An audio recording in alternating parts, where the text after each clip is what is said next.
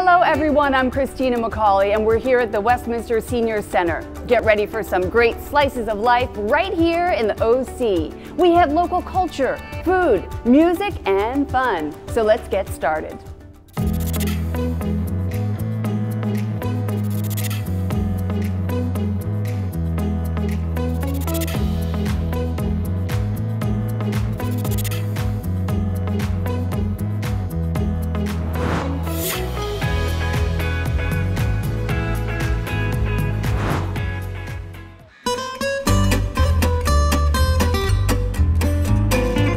Welcome to the Westminster Senior Center, where people gather to experience community in a warm environment that's filled with opportunity.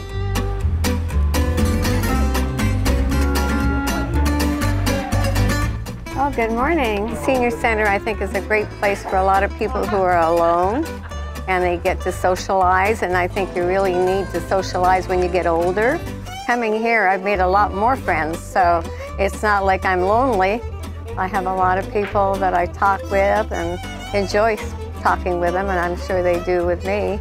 It's the place to go, really. And like I said, it's my second home. One more time. In.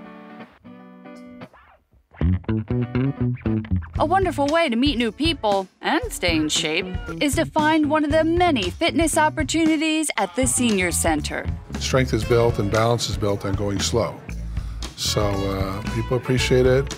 All skill levels, all heights, race, religion, creeds, we got it all. Staying active is vital, whether the goal is to build up endurance or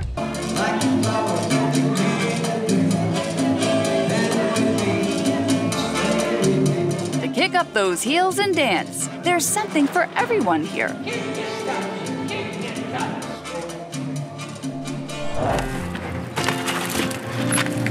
What do we got today? Taco casserole. Oh my.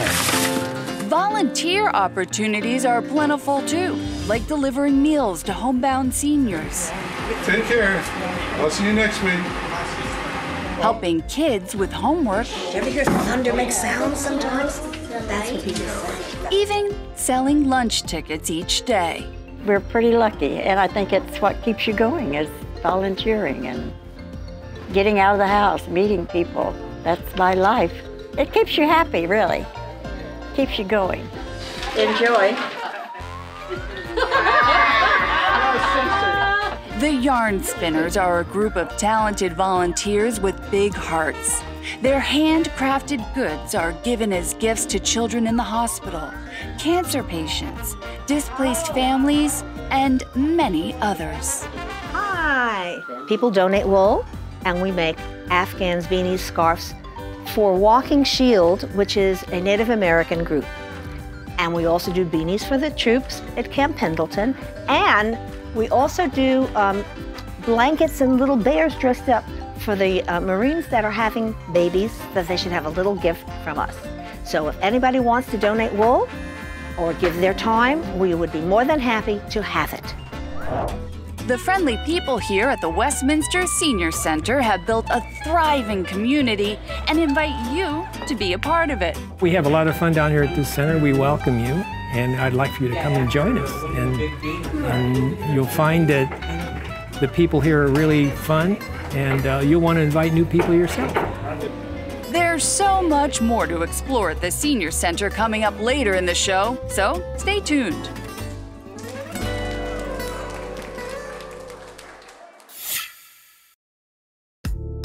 Whether you want to find an adventure, meet up with friends, or learn something new, the Westminster Senior Center is the place to be. Wait, why do I have this? Oh, right, time to learn something new.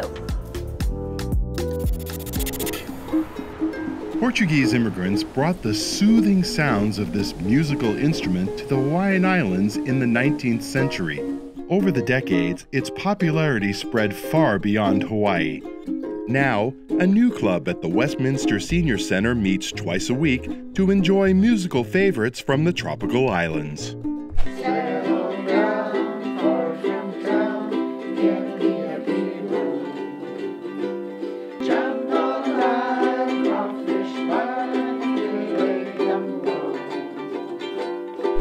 It's known as Pete's Ukulele Club, and although he helped establish the group that bears his name, Pete still considers himself a student who learns from his friends. I feel good learning new things, keeps me busy, and something I never was musically inclined, and I want to do something productive in my later years. For me, it's easier because I tried guitar. It's got too many strings. This one has only 4. I'm in the beginning stages of nailing it down, but they're way ahead of me. The group gathers together to play instruments, sing songs, and perhaps most importantly, build friendships. We have a great time here. Yeah, so we try to encourage each other. We laugh a lot. We have a good time just laughing and enjoying ourselves. When I'm here, I forget all my troubles, and it just feels like if I'm at the beach in a different world. It's very relaxing. It's my medicine, my therapy, and my friends.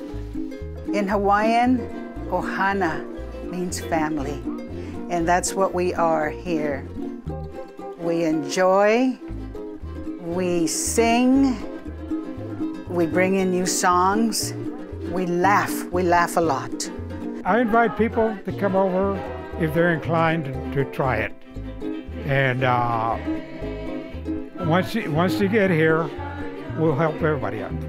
You'll find this warm and welcoming family of friends at the Westminster Senior Center on Mondays and Thursdays from 1 to 3 p.m. And you are invited to join the fun. In our next story, 2 college friends are making life better for high school students, one building block at a time. Here's reporter Valerie Starn. What do you want to be when you grow up? It's a question often asked of young children, but it becomes pressing in high school and critical in college. Without a career path, how do you know which classes to take? I know that when I was in high school, I really struggled to figure out exactly what I wanted to do. In fact, my path took me down a lot of different career options. I didn't really know what I wanted to do in high school, but I knew it was in business. But business has so many different aspects where I really wanted to learn about marketing, sales, advertising, all of that stuff, where I wasn't able to get a mentor or someone that was in that field. Weston and Kiri met in college at USC. They both saw a great advantage for students to connect with mentors and internships before college during their high school years. I actually did have the benefit of finding some mentors later on to help push me in a career choice that I really enjoyed over time. And so I wanted to share that benefit that I got through my mentors. They began building a team with others who had similar struggles in choosing a career path.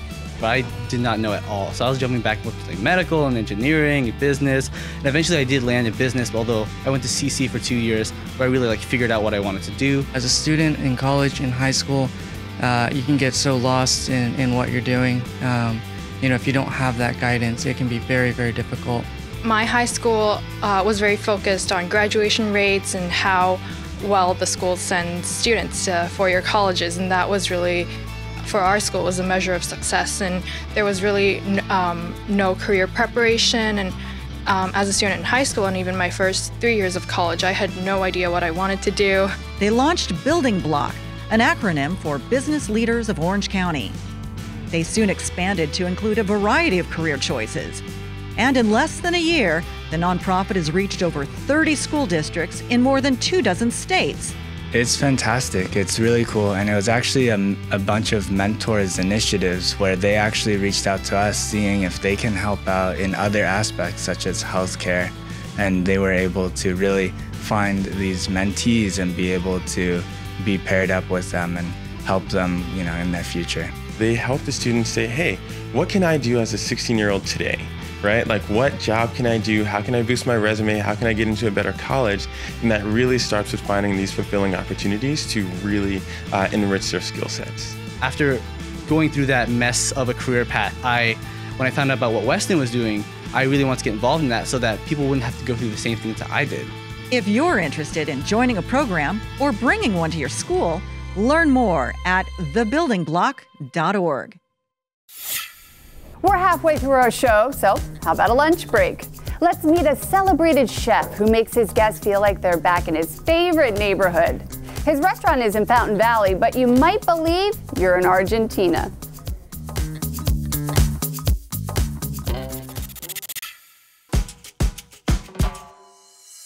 Cambalache is the name of this Fountain Valley favorite. And ever since the doors opened to this place, it's been wowing diners with its unique dishes.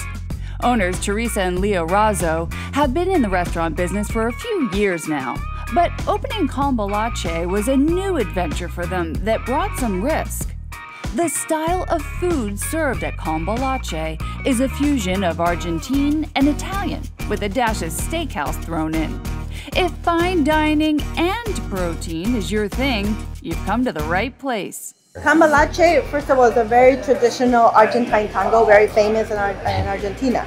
So that's where it comes in play of the Argentine and Italian cuisine. There's many, many immigrants, Italian immigrants in Argentina. You go to Argentina, a traditional restaurant has the steaks, has the salad, the potatoes, but then also has the pasta combo. Running a restaurant can be challenging.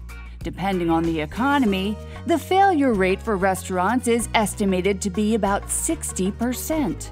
But one thing that differentiates this place from the rest are the owners themselves. Teresa is a savvy and acclaimed CEO who runs a tight ship. Her accolades include recognition from the James Beard Foundation and the Stanford School of Business. Leo, on the other hand, is a star who continues to rise in the culinary world, has founded a nonprofit, and recently made a debut appearance on the Food Network. Cambalache is more than just food. It's ambience, it's culture, it's traditions, it's values. So when you come here, you enjoy not only the food, but you enjoy food for the soul. And like we always say, we always garnish it with a little bit of gratitude. Together, they are a formidable team with strength not just in the kitchen, but in marketing themselves as well. However, one of the biggest things that makes this place unique is how much they give back to the community itself. We support Illumination Foundations for the homeless, and we support the shelters. We do cancer associations, we do Casa de la Familia, which is a domestic violence, churches, schools, even local families that are going through difficult times. And that's our passion, and that's the culture of the business. So we believe that all the blessings that we have, we share.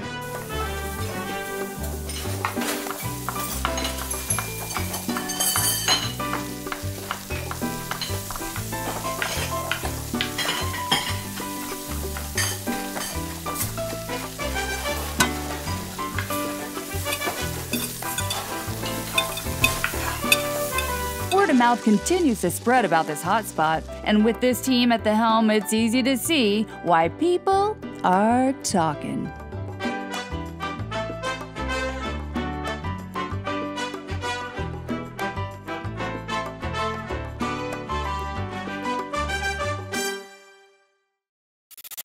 Now for our next story, let's head over to Fountain Valley, where the local libraries invited neighbors to share their culture. It's the unveiling of a new exhibit called Art is for Everyone. Here's Jacqueline Tway.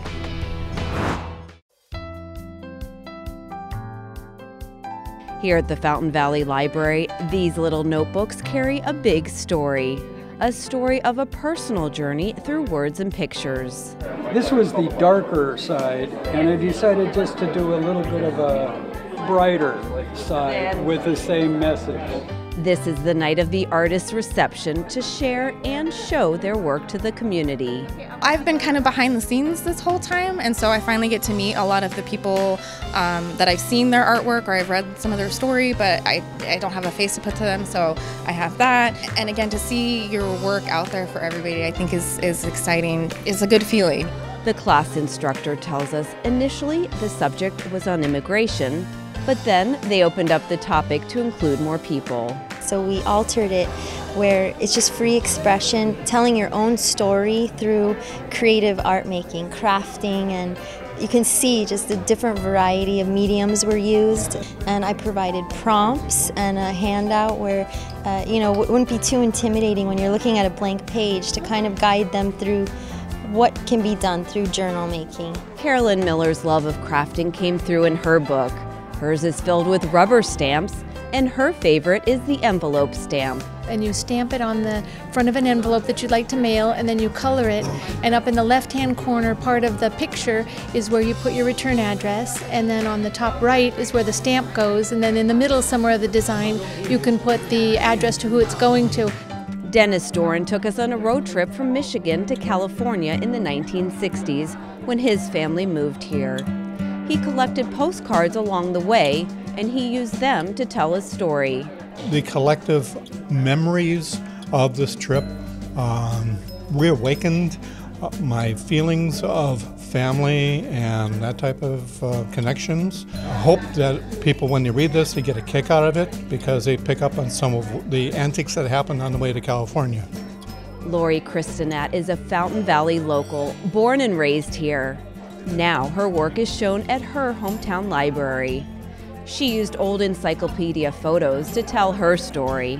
Kind of triggered memories of like playing games with my brother and my dad and my grandfather, and you know what school was like and being in band and going to all the football games. It was just a really nice project to do. It was a really good idea. And some learning life lessons along the way. And it's just that gauge of like, you know, it's a journey to figuring out the thing. You know, you're not going to be perfect at it, but that I'm not perfect either, so neither's my notebook. This project is thanks to a grant from Cal Humanities. These notebooks will be part of the library's permanent collection, so anyone can check these notebooks out in the future. For Slices, I'm Jacqueline Twegg.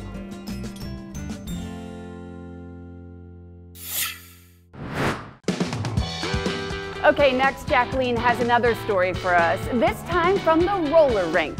But this one's not about roller skating, this is stroller skating.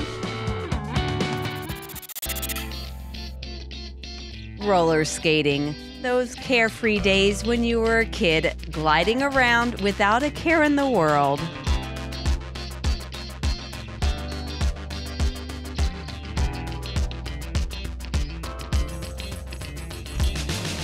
It's still very much the in thing to do for both kids and adults. In Fountain Valley, the Stroller Skating and Tiny Tots program brings together families to share in this fun activity. Moms with strollers, you can come, put your baby in the stroller and push that stroller around. Parents can come and skate with their kids, it's a blast.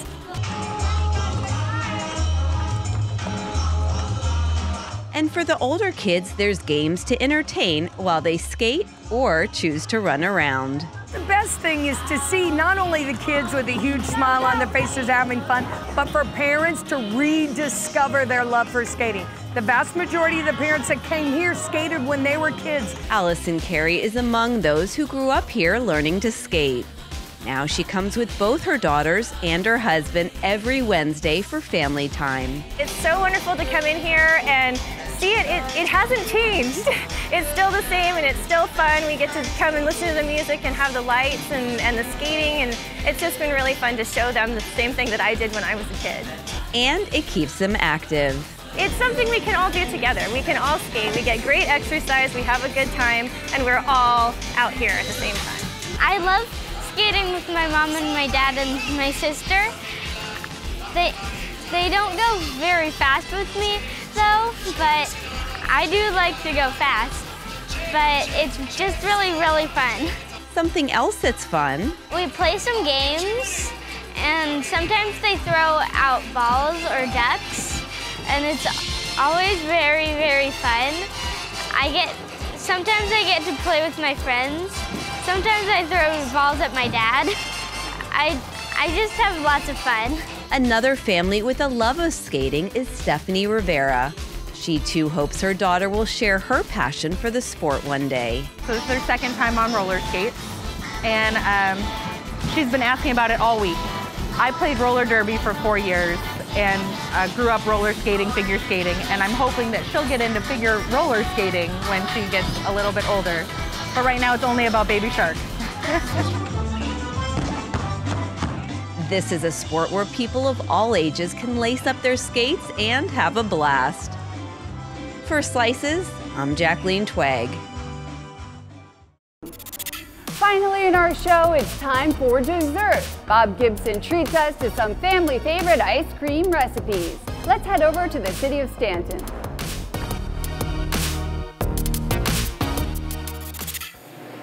Welcome to La Flor de Mexico. And just like that, you have entered an ice cream oasis. La Flor de Mexico is one of the jewels of Stanton, a family-run business led by Benny Garcia, along with his wife and daughter. Almost everything is homemade and comes from some tried and true old family recipes. My dad grew up in Mexico, and his cousins actually were the ones that taught him how to make the ice cream. And so he really enjoyed it, and he brought it over here. And we actually started in our garage at home. And so he bought the machine, and we were just for fun, we would make ice cream. And a lot of our neighbors really liked it. And so he was like, okay, I think it's time. Like, we should open up a little shop, and so we did. The star of the show here are the paletas. Much more than a popsicle, it's more like ice cream on a stick. From bubblegum to red velvet cheesecake and everything in between, La Flor de Mexico has perfected over 40 different flavors. We have taro coconut, which is very popular. We have the taro, the green tea. We have the Angel's Kiss, the spicy ones people love. We have so many different people that come, so everybody likes different things. The Garcias have been putting smiles on faces for over a decade and are a big part of the community with a group of devoted customers who are just like family. We do have a lot of regulars, actually. They've been coming for so long, some of them that we even know their kids. Like, we've seen them since they were really young, now they're teenagers. It's a family even, because we come in, oh, how have you been? And also they share their stories about their favorite flavors or how that reminds them of when they were kids, and just kind of like that, it kind of makes us closer. You can never go wrong with hand-scooped homemade ice cream, and it's the traditional flavors from their family shops in Mexico that have also proved popular here as well. Our Angel's Kiss is a tradition over there, and we have it here. The lemon pie is another one that they sell over there a lot, and we have it here. We know our customers love those flavors, so we have those flavors. We make those flavors ourselves here. Next time you're in or near Stanton, stop by and say hi to the Garcia family and pick up a sweet treat at La Flor de Mexico. That's all for this show. We'll be bringing you news slices each month, so stay connected. From our production team and all of us at the Public Cable Television Authority, I'm Christina McCauley. See you next time.